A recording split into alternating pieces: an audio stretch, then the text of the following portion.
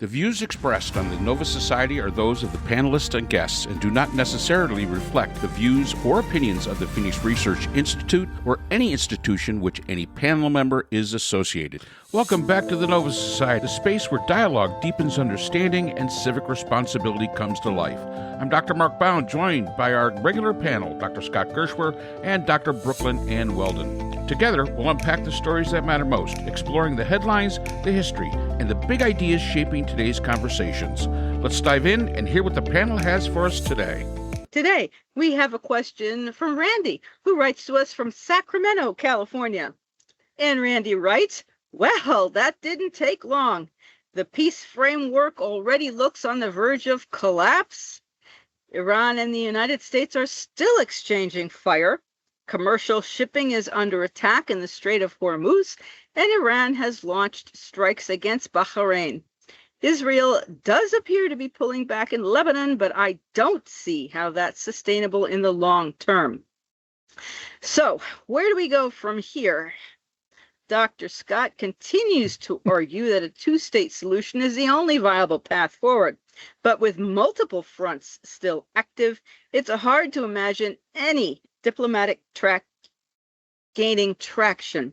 I'm someone who genuinely believes in diplomacy, but right now it doesn't seem to be producing results. Is there any realistic path toward de-escalation when the parties are still shooting at each other? And what does the panel think about the broader strategic picture? Is there still a case to be made for diplomacy? Or are we entering a phase where the conflict risks expanding even further? I'd appreciate the panel's perspective on what options remain. Yeah, that's a wonderful questions, Randy. Yeah, and Randy, as you say, that didn't take long. Yes, got a lot of questions from somebody from Sacramento, California. Yeah, you want to go ahead? I have some thoughts on. I remember, Scott, you were talking about how the IRGC was going to be in charge, and it looks like that's actually certainly what has happened. And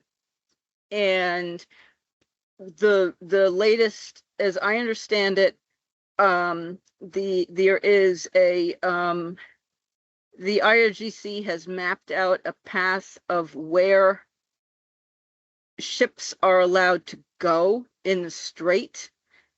There's an Iranian path and an Omani path through. Yeah. And Trump had said, oh, no, you can go a different way through because we control the strait, which we do not in the United States. We need to understand that very, very clearly. Trump, forget whatever Trump says. He is blustering, as always. You can forget anything he says.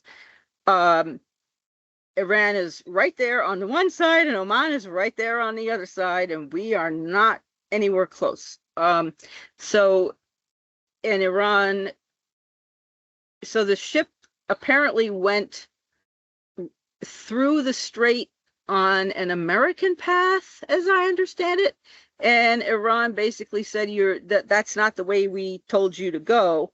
You're not cleared to go that way. And they shot at the ship and hit the bridge or hit the deck or something like this. And they didn't kill anyone, but there was a lot of broken glass and some damage to the deck. And so, of course, we had to bomb them, which was, in my view, overreaction. And I mean, in that memorandum of understanding, nowhere does it say that the United States has any say in controlling the strait anywhere. It doesn't say that anywhere. Whatever, I mean, what Trump says, oh, we control the strait and this and that. No, we don't. I believe the MOU says that Iran does, along with Oman. So, yeah, go ahead, Scott. I mean, maybe you know more about this than I do. Go ahead. I mean, you seem very well informed about what's going on, and I think your take on Trump is 100% correct. You know, he lives in his own world, he lives in his own reality, and his insistence that everybody else should live there is, one of the disturbing things about him that we've been talking about since he redrew the weather map to show the hurricane was going to be hitting Alabama. It's just, if you go along with him on one thing, he's going to take advantage of it and make you go along with him on other things as well. And so, on threads and Reddit and social media that I do follow at this point, I see more and more people, and I'm sure they're probably, most of them are bots, not real people, are saying what a great thing this will be. Gas prices are down. Well, hey, man, gas prices are going to be up. Oil prices have risen. Trump says that they're going to have new talks this week. Iran has not confirmed that. We don't know what's going on. We just don't know what's going on. And I don't know how this ends. I can't see it ending. Honestly, I can't see it ending other than us dropping atom bombs on Iran at this point. I don't see Trump finding his way out of this in any way that that preserves what he would consider to be his honor, or every time he faces some kind of problem with them, he immediately defaults to, we're going to bomb the shit out of them or end their civilization or whatever. I don't want to do it, but I'm going to have to. Take him at his word there, because I don't see him having any other good solutions to this at all. And life is going to get really, really hard for people all over the world because of this moron. And I hate to say it, but what is is there going to be a ground invasion? Really? We're gonna try to pull off what we pulled in Iraq, in Iran. I don't see that as a viable solution. I have heard that there's a buildup of equipment, not people yet, not soldiers yet, but equipment in Iraq in possible preparation for an invasion. But boy, that's going to be a costly thing, and I don't think the American people are going to stand for that. So I think what he might try to sell people on is, hey, look, I'm just going to drop an atom bomb on Tehran and we're going to take it from there. Yeah, I would not be surprised, and I don't know what else he might do. The other option that I can see is that Iran will simply jolly him along and drag this out and drag this out and drag this out until you and I were talking about this, Scott, before we started, the Strategic Petroleum Reserve, until that is basically gone, and then the United States collapses. Whether that we have, as I understand it, anywhere between 2 weeks and October 4th, depending on whether the amount that Hegseth wants kept in reserve is actually kept in reserve, and how much we keep drawing down each week. I've been keeping that's something that I've been watching very carefully and listening to as many different economists and oil and gas specialists as I can, because obviously at that point everything stops, and for the United States, and the Iranians know that, and the Chinese know that, and they're not idiots by any stretch of the imagination. And every time Trump says the strait is open and more oil and gas has been going through than ever before, 19 million barrels or whatever. No, the average that went through was 20 million. And we are burning over, I don't know if it's 1 million barrels a day, something like this. I mean, we're drawing down our reserves and we are not replacing them. Certainly not fast enough. So, depending on, and when oil prices go up, you can't refill it because but they're not going up fast enough. That's the problem. They should be much higher than they are now. So someone is keeping them down, and this is not being reported to the public. Yeah. Yeah, I do And wonder that, about that, whether that's Venezuelan oil that's doing that. well, But it was, I except honest to God, now I there was don't an know. earthquake. Except there was an earthquake, and now, so I don't know. But yeah, as I understand it, the Venezuelan oil was being used. Um, we are also, our refineries are able to handle the Canadian oil sands, the Athabascan oil sands. Um, but we are drawing down from our strategic petroleum reserve, which is being kept in salt mines, and the Yeah. salt destroys the containers that they're in. It degrades the containers, and it may degrade the oil in the containers. I'm not honestly sure about that. That would be a weird place to keep it then. If Yeah, well, I that's know, but that's where we've been yeah, storing. I That's hadn't heard it's that. Yeah, I guess it yeah, makes sense. I mean, salt is very corrosive. But yes. and I also understand that we're below like the Oh, lowest point definitely. that we've been at since Since the like the 80s. 1980s. Yeah. Yes, that is correct. But we're going through, so depending on what number you believe we have now, and whether what Hexa says has to be kept in reserve is kept in reserve, but the price is being held down artificially low. And how that's being done, the economists that I was listening to said they do not know, and they Yeah. can't understand why the price is so low. It should be much higher. Yeah. So, but yeah, I agree with you. I don't see how we get out of Iran now with, I mean, because, oh, the war is over, the war is over, the war is over. Well, why have we not left? Why are the Connecticut National Guard not home? Because they're not home, are they? That As you far know as I of? know. As far as I know, Yeah, they are not. Yeah. yeah. Mark, So why have we not pulled, have we pulled out of the area? All our ships, everything? no. Well, then the war's not over, is it? I mean, it's not over until everybody's back home. Okay. I All our mean, assets. we could define it anyway. You know, there are different ways to That's define how when I would something is define it. over.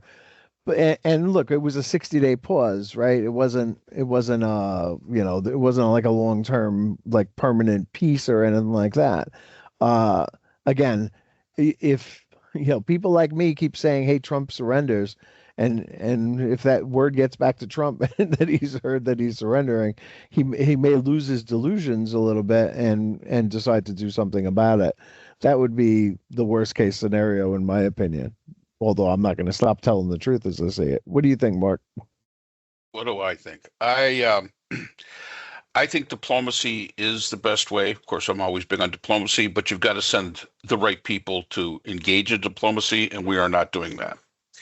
Diplomacy also doesn't work if one side looks at the other side's leader and says, "Gosh, he's lost his mind. We can't trust anything's going to happen." And let's face it, there's very little reason to trust the United States at this point in time. Uh, no, no, Mark is put it saying no to down. me because Mark Brooke, is saying no to me. It's Listening to annoying you as all the hell. time. Put it down. Brooke has her But hand up. I just wanted to point something out with Vance. What was the guy you said, Mark, before? Richard Helmsman? What was his name? How come we're not sending people besides Kushner and all these people in Vance who doesn't know what he's doing? You really have to ask that question. Well, I don't understand this. What is wrong with us? It's not us. I didn't send them. No, I know that. Did you I know send that. them? I just no, Did you certainly send them, not. Brooklyn? Brooklyn, did you No, send of that course group? not. Look, Okay. Mark would send John Huntsman. I would send John Huntsman. Huntsman. Not Richard. Huntsman. We John couldn't Huntsman. remember I about a know. month ago. We couldn't remember his name, but Oh no, now he's now now he's he's our all over the place. savior. That's the guy. Now he's like the savior. That's the guy. I Of mean, course but they're not going to bother with us. and why should they? Well, the fact is that we attacked when we were in negotiations, which is a bad faith thing. Again, diplomacy's great, but there's some requirements for diplomacy to like actually work. There has to be some sort of, and it doesn't have to be blind trust. It doesn't have to, it doesn't have to be that, buddy buddy kind of thing. It has to be that we believe that at least there's some good faith going on in this. And if we don't have that, then diplomacy does not work.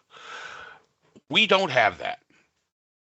The Iranians can outweigh us. The clock is ticking, and it's not on them. The clock is ticking on us. Trump can claim a victory. I wish he would, and get us the hell out of it. I really wish he would. I think that maybe that might be something that would be the best to stabilize things. Forget sending Kushner, forget sending Witkoff, forget sending anybody but Huntsman. Just don't send anybody and say, okay, we won, and then come back and then, I don't know, make up some fairy tale that, you took Iwo Jima or something. I don't care. But just get out of it and then see what happens with the Strait of Hormuz. Let's see what happens. Now, that would work out great if Iranians said, listen, no American shipping is going to go through here. All right, fine. But that other countries can. Well, if we still had allies like we did before, we maybe could deal with them and get it the backdoor way. Maybe we could do that. But we don't have those anymore. We're pissing off the Italians. I mean, come on. So, to me, diplomacy is great. I don't believe, and I hope that we wouldn't consider dropping an atomic bomb on Tehran. I would hope that we have not, fallen into that black hole so deep that would be a possibility. Although one of the questions that was brought up with this is the two-state solution when we're talking about Israel. If there is something that stands in the way of a two-state solution, this is it. This is it. Because Israel has shown itself to be in a lot of ways a pariah state, taking advantage, which I get it. They were attacked. I get all that. But the fact is that they are a player in this. And the fact that they're not included at the negotiation table on this says that to me speaks volumes. That truly speaks volumes. That you've got the Qataris, you've got the Saudis, you've got all these other people are involved, but not the Israelis. They're being shoved off to the back burner. That speaks volumes to anybody that understands international relations and negotiations. And to me, I agree with Scott. I think a two-state solution would be the best thing, but I don't see it possible. Not for the foreseeable future. And when I talk about foreseeable future, I talk beyond our lifespans. This is how bad this has gotten. This is how bad it's been botched. There is no goodwill anymore. Yeah. None. That ability of Saudi Arabia to talk about having a deal with Israel, that was in the past. I don't sure that could be resurrected. It would be nice if it would, but I can't see something like that being resurrected because there is no more goodwill. Yeah. And that kills all of it. I would actually, I think that's the only way that this can go forward. That this is where we are now. We're at a point where Israel has to say, all right, Saudi Arabia, let's get back to talking about that thing that we were talking about. We've had 3 years of fighting this war coming up in October. And, anything that could have been accomplished should have been accomplished now. I know that they're still finding tunnels under Lebanon. I know that they just recently announced that they trapped dozens of Hezbollah fighters in tunnels. That this war continues as long as those tunnels are there. That Israelis and the rest of the world need to prepare themselves for the violence that will accompany an Israeli-Saudi mutual recognition pact, and a normalization of relations pact will be responded to again as it was the first time in October 23. That there will be violence, and that they're going to have to try their best to fight the violence without disrupting that again. It's the only way going forward to do this, and the other solutions are frankly absurd. And the only way you're going to get to that point, Scott, in my mind, is you've got to get rid of Netanyahu. Yeah, I It agree. will never go forward. Although, to be fair, with Mark, Trump, I Netanyahu, think Trump's got to go too before it can happen. you're probably right about that. But Netanyahu did announce, like, I'm sure it tasted like ashes in his mouth when he stood up at the UN and said, we're going to make peace with Saudi Arabia, and that will include a Palestinian state in the West Bank and Gaza. I'm sure that was the last thing on earth that Netanyahu wanted to say. But he said it, and he agreed to it, and he was willing to move forward with the deal. And then Iran greenlighted the attacks of October 7th. That, we've fought that war. Gaza is decimated. Hezbollah is in tunnels underground. Those efforts will continue, but a viable, guaranteed Palestinian state in the West Bank and what's left of Gaza is something that perhaps the Arab countries like Saudi Arabia and the others can help guarantee that there won't be a war, that they're not going to try to wipe Israel off the map, and that's the only real way forward. This idea that has been brought up in all over the world now, that there should be a one state for both Palestinians and Israelis, is a ridiculous idea that is not going to be viable. It is essentially a suicide pact by Israel because the demographics don't work in their favor, and the Palestinians have many more babies than even the Haredi do in Israel, and it's not a good solution for them if they want to survive as a political entity. Go ahead, Brooke. Yeah, I have two things. As you were talking, I was Trump said something like if he had known that Netanyahu was going to be so flim flam or whatever in Lebanon, he would have had the new head of Syria, forget his name, take care of it. And I thought that was outrageous. I mean, even to say, well, again, it makes Trump like the great whoever. And I want to hear your thoughts about that. And the other thing is what I still don't understand is, where is Congress in all that? I mean, can't someone take some kind of leadership and get your John Huntsman or whatever over there and get started? I mean, go over the administration's head. I think it's probably too late now, but I don't know. I mean, as you were saying before, there has to be trust. I mean, there has to be somebody, you have to have a dialogue with someone who can be relied upon. And obviously Trump cannot. And that's the problem, because he's in charge of the military here. So he's also in charge of foreign policy, Brooke. Yeah, I know that. Other than treaties, the Congress is pretty much out of the loop. Other than declaring war, Congress is. But when you say, well, where's Congress? This is one of the problems of the division of responsibilities of the three branches of government. Well, they need to stop him, and they're not. Okay. It's easy to say that. The question is, how do you do that? This is the executive branch's purview. I know that. And this is what you're advocating for is the legislative branch cross over into the responsibilities of the executive branch, which is exactly what you don't want to happen the other way around. Yeah. So it's easy to say, well, why aren't they doing something? Oh, okay. You would say that if they had any authority. Yeah. And the fact is they don't. Well, I mean, passing War Powers Acts. I mean, telling him that. I mean, impeaching him. I mean, removing him. I mean, doing what they should have done before, that they're obviously not willing to do. And I think, as far as I remember, Scott, you were talking about the nuclear weapon. I believe Trump has talked about using one. He has. He said, what's the point of having them if you're not going to use them? Yeah. So he believes apparently he can. Yeah,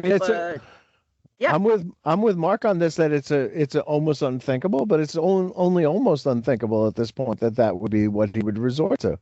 And Yeah. I don't see any kind of diplomatic solution here.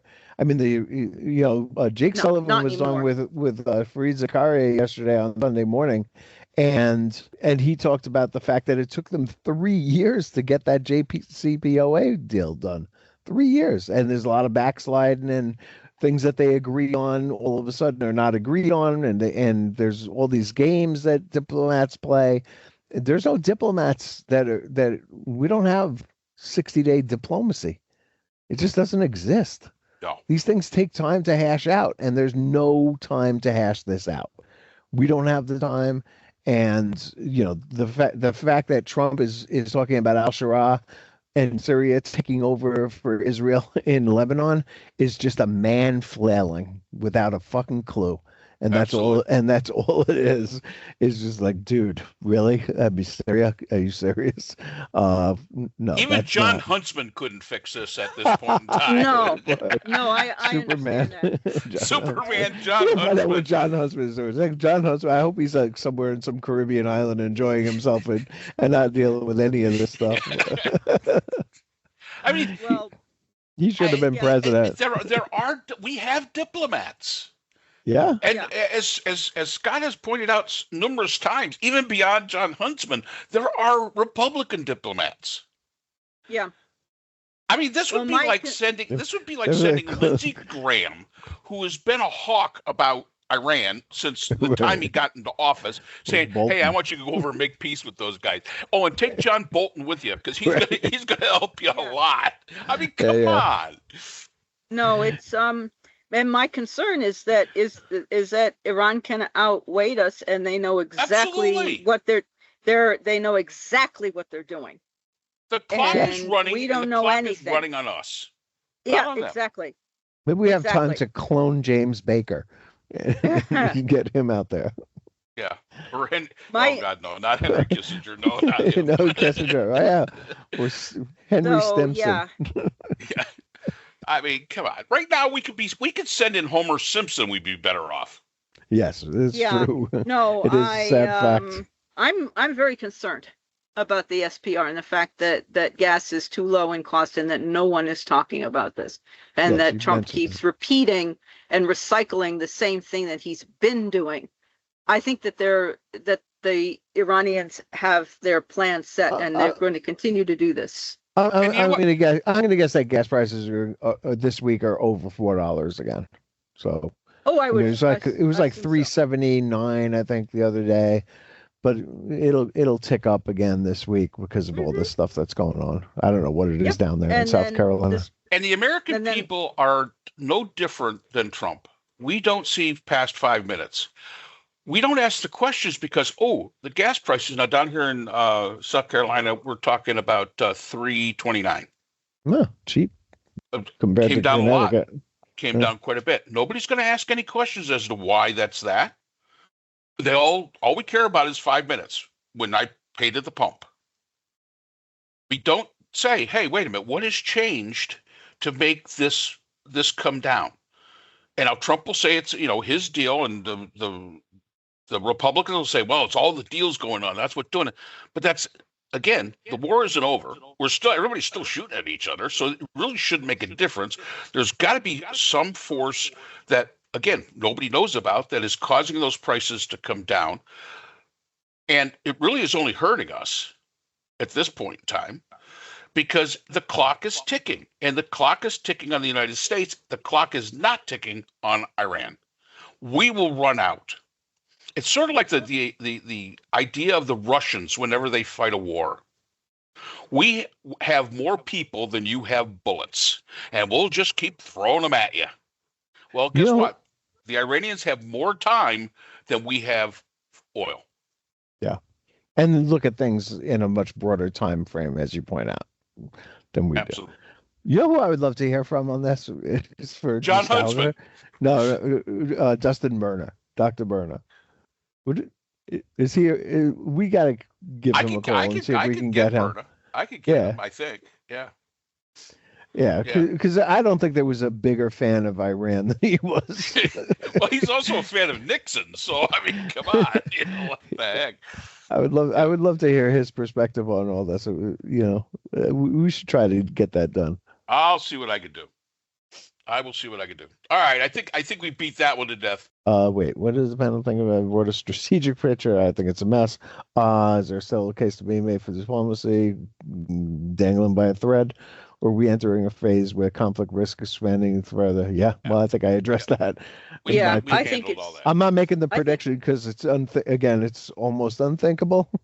It was unthinkable about a month ago. Now it's just almost unthinkable that we would actually resort to laying waste to another country. Okay. Yeah, I don't know. In my view, it's going to trickle along the way it is, but I could be wrong, and we'll see what. I don't know when 60 days runs out. I mean, I guess at that point we'll have to see, but that's what the memorandum of understanding says. And it's a then couple of after months. that, Then you get 2 weeks. I'm not great at math, but it's a couple of months. Yeah. no, I know that, but I don't remember when the 60 days started, and if we're 2 weeks into this 60 days or what. I don't know. I lose track of. I can't remember even what day it is. I'm still doing my English literature masters, so I tend to be thinking about what I'm reading and also paying attention to what's going on in the world and becoming very, very nervous about what happens when this country grinds to a halt, if that should happen, which never occurred to me before that it would in terms of fuel. Alrighty. And that's all the time we have for today's episode. The Nova Society is a production of Nova Society Media, a division of the Phoenix Research Institute. We want to thank our production partners, Buzzsprout, who hosts the Nova Society, Audacity, our editing team, Apple Podcasts, the largest source of podcast and music online, Spotify, the most popular platform for the Nova Society, and iHeartRadio, your destination for all things music and podcasting. The Nova Society is available on all of these and other quality platforms listed in our description. And most importantly, we want to thank you, our listeners. Without your support, the Nova Society could not be possible. If you haven't already, please consider subscribing on the platform of your choice. It's easy, it's free, and helps our channel grow. For questions or comments, you can reach us at nova.society.podcast@gmail.com. So on behalf of Dr. Brooklyn Ann Weldon, Dr. Scott Gershworth, and all of our production partners here at the Nova Society, I'm Dr. Mark Bound. Remember, the true power of society is knowledge. Thank you for listening, and we hope to see you again next time. We'd like to thank our sponsor for this episode, the Journal of Interdisciplinary Conflict Sciences, the JICS. This open access journal, double peer-reviewed, provides a platform for emerging scholars to publish their work and engage in meaningful dialogue across disciplines. The JICS is currently accepting article submissions on an ongoing basis and is published through the NovaWorks Scholarly Repository at Nova Southeastern University. You'll find a link to the journal in our episode description.